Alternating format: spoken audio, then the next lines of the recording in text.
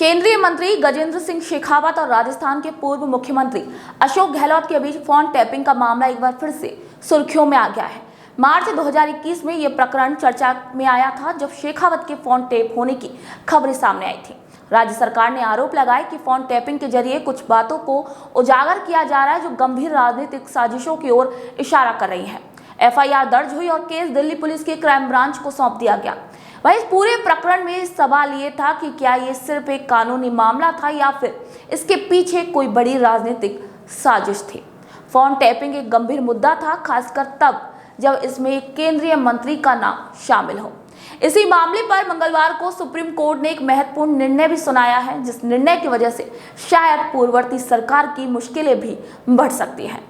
दरअसल इस मामले की शुरुआत होती है 2020 से, जब ओएसडी लोकेश शर्मा ने मीडिया में एक ऑडियो क्लिप जारी किया और कहा कि इस क्लिप में गजेंद्र सिंह शेखावत, एक विधायक और एक दलाल के बीच बातचीत हो रही है, जिसमें सरकार को गिराने की योजना बनाई जा रही थी। इस ऑडियो क्लिप के आधार पर ही तब के मुख्य सचेतक महेश जोशी ने गजेंद्र सिंह शेखावत, विधायक भंवरलाल शर्मा जो वर्तमान में मृतक हैं, और दलाल संजय जैन के खिलाफ एसओजी में शिकायत भी दर्ज करवाई थी।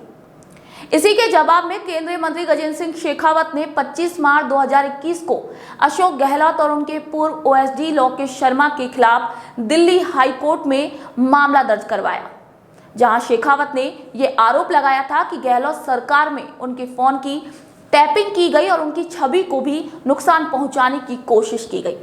भारतीय दंड संहिता की धारा 409 विश्वासघात, 120B साजिश, भारतीय तार अधिनियम की धारा 26 और आईटी अधिनियम की धारा 72 और 72A के गंभीर आरोपों के तहत दिल्ली पुलिस की क्राइम ब्रांच ने अशोक गहलोत और पूर्व ओएसडी लोकेश शर्मा के खिलाफ मामला दर्ज किया।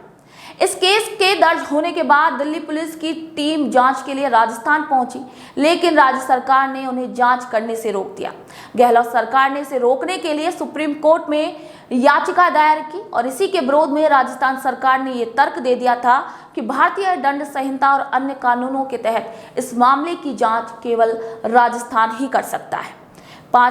लंबे समय तक यह मामला लंबित रहा और 5 फरवरी 2024 को सुप्रीम कोर्ट में सुनवाई के दौरान राजस्थान सरकार ने इस केस को जारी रखने या नहीं रखने को लेकर समय मांगा कि आखिर कैसे इस मामले को आगे बढ़ाया जाए।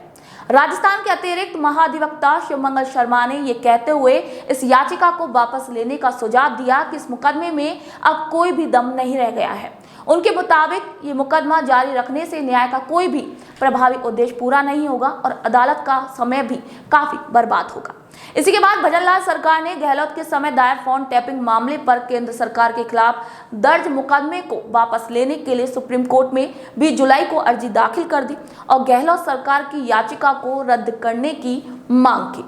जिसे मंगलवार को सुप्रीम कोर्ट ने मंजूरी दे दी है। राज्य सरकार ने सुप्रीम कोर्ट में यह स्वीकार किया है कि गजेंद्र सिंह शेखावत के खिलाफ कोई भी ठोस सबूत नहीं है जो फोन टैपिंग मामले को आगे ले जा सके। इसीलिए केंद्र सरकार के खिलाफ दायर यह केस वापस ले लिया गया है। इस याचिका की मंजूरी मिलने के साथ ही अब इस केस में दिल्ली क्राइम ब्रांच द्वारा जांच फिर से शुरू किए जाने का भी रास्ता खुल गया है। सुप्रीम कोर्ट के फैसले के बाद अब ये बात तो स्पष्ट हो गई है कि दिल्ली क्राइम ब्रांच अब कभी भी इस मामले में सक्रिय हो सकती है। इसमें सवाल ये उठता है कि क्या गहलोत और उनके पूर्व ओएसडी की मुश्किलें अब और बढ़ जाएंगी, क्योंकि वर्तमान स्थिति तो ये बता रही है कि दिल्ली क्राइम ब्रांच को फिर से जांच शुरू करने की अनुमति मिल सकती है और अगर ऐसा होता है तो गहलोत और पूर्व ओएसडी लोकेश शर्मा की मुश्किलें और भी बढ़ सकती हैं।